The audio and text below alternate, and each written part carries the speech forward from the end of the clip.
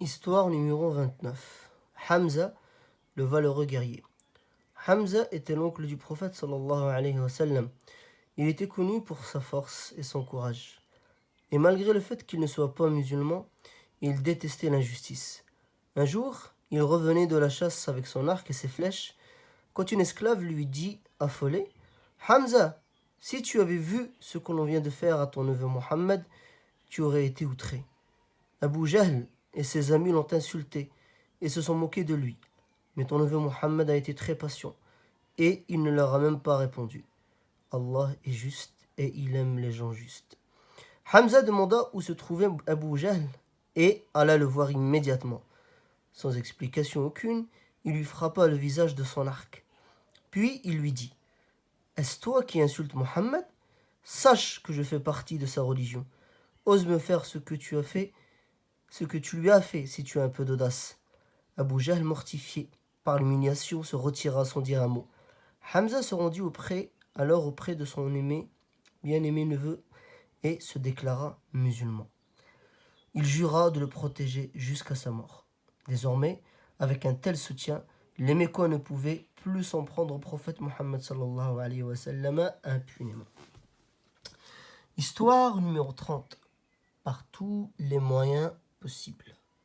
Les ennemis du prophète sallallahu alayhi wa sallam ne savaient plus quoi faire. La conversion de Hamza était une réelle menace pour eux, et il fallait agir. Ils envoyèrent donc un de leurs plus importants responsables, Utbah. Il dit au prophète, « Mohammed, si tu es quelqu'un de confiance, mais tu nous as créé des problèmes en disant que tu étais prophète. Tu as renié nos statuts, mais nous sommes prêts à te faire une proposition. Si tu le souhaites, nous pouvons faire de toi notre roi. Nous t'obéirons et ferons tout ce que tu veux. Tout ce que tu as à faire en échange, c'est de délaisser ta religion. Ne te détourne pas de la lumière qu'Allah a mise en toi. Les bienfaits d'Allah sont bien meilleurs. » Le messager d'Allah sallallahu alayhi wa sallam sourit et dit, « Si tu as fini de parler, je te propose maintenant de m'écouter. » Alors le prophète sallallahu alayhi wa sallam lut différents passages du Coran qui fascinèrent Utbah par leur profondeur et leur beauté. Puis il ajouta, « Sache que je n'ai pas le désir d'être votre roi. Je ne suis pas possédé ni fou, comme certains d'entre vous le prétendent. Allah m'a envoyé à vous en tant que prophète et m'a révélé le Coran. Je suis chargé de vous transmettre sa parole. Je t'invite maintenant à réfléchir. » Sans dire un mot de plus, Utbah se leva et s'en alla. De retour vers les Mécois qui l'attendaient, il dit, « Écoutez-moi bien, je n'ai qu'un conseil à vous donner. Laissez-le tranquille et arrêtez de le persécuter. Ce que j'ai entendu est l'annonce d'une grande nouvelle. Si vous l'écoutez, vous serez heureux. » Les amis de Utbah étaient étonnés par ces propos. Pleins de colère, certains dirent, « Mohammed t'a ensorcelé, malheur à toi. » Voyant que ses amis ne l'écoutaient pas, Utbah dit, « Alors faites ce que vous voulez. » Et il s'en alla. À la lecture du Coran, Utbah avait compris que Mohammed était le messager d'Allah, mais il n'avait pas pu en convaincre ses amis. Histoire suivante, histoire numéro 31. La conversion de Omar. Parmi les Mécois, certains pensèrent à tuer le prophète sallallahu alayhi wa sallam, mais personne n'osa affronter son clan. Abu Jahl promit bien 100 chameaux, mais rien n'y fit. Pourtant, un homme osa relever le défi, pas pour l'argent, mais parce que Mohammed avait perturbé l'apparente tranquillité de la cité. Cet homme était Omar ibn al-Khattab. Un jour, plein de colère, il se rendit auprès de Mohammed pour le tuer. Mais Nu'aym, un compagnon secrètement converti à l'islam, essaya de l'en dissuader. La parole d'Allah bouleverse les cœurs. Omar fut encore plus irrité. « Quoi?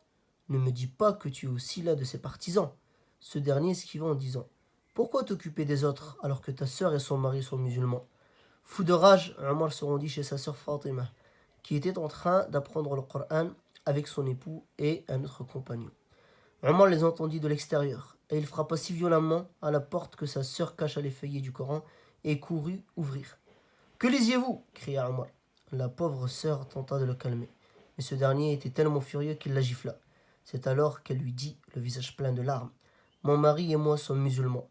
Fais ce que tu veux maintenant. » Ce n'est qu'à ce moment que le cœur de Omar fut pris de compassion. Il lui dit alors, « Montre-moi ces feuilles que je les lise. » Mais cette fois, Fatima osa l'affronter et refusa en disant « Seules les personnes purifiées peuvent toucher le Coran. Tu dois d'abord te laver. » Omar accepta de faire ses ablutions, et quand tu lus les nobles versets du Coran, il se mit à pleurer. La vérité avait enfin pénétré son cœur. Il demanda alors à être présenté au prophète qui se trouvait chez Al-Arqam. Très humblement, il dit alors « J'atteste qu'il n'y a de Dieu qu'Allah, et j'atteste que tu es son prophète. Je jure que je suis venu que pour cela. » Le prophète sallallahu alayhi wa sallam se réjouit de cette nouvelle, car cela répondait tellement à ses prières. Histoire numéro 32. Omar al-Farouq. La conversion de Omar marquait une nouvelle étape dans l'histoire de notre religion. Jusqu'à ce jour, personne d'autre que le messager d'Allah sallallahu alayhi wa sallam n'osait prier devant la Kaaba. Les musulmans priaient en cachette dans leur maison ou dans la maison de l'Arqam, car ils craignaient les persécutions. Omar l'avait remarqué. Il dit « Pourquoi continuer à se cacher ?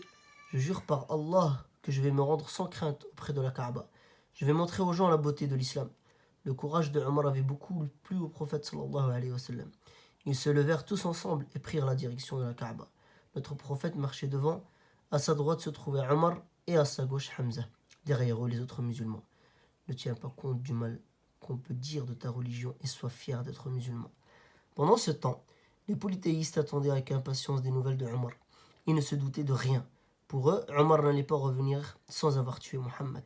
Mais quel ne fut pas leur étonnement de le voir arriver vers la Kaaba en compagnie du prophète et des autres musulmans. Il menaça du regard les ennemis de l'islam d'avoir affaire à lui si jamais ils empêchaient les musulmans de visiter la Kaaba, qui, tous ensemble, purent prier publiquement pour la première fois. Quel courage, quelle force! Plus personne ne bougeait et ne parlait. Après la prière, le messager d'Allah sallallahu alayhi wa sallam donna un surnom à Omar, Al-Farouq. Al-Farouq signifie celui qui sépare la vérité de l'erreur. Cette journée fut l'une des plus belles pour les nouveaux musulmans, qui avaient été jusque-là persécutés. Ils remercièrent Allah pour ce soutien inattendu.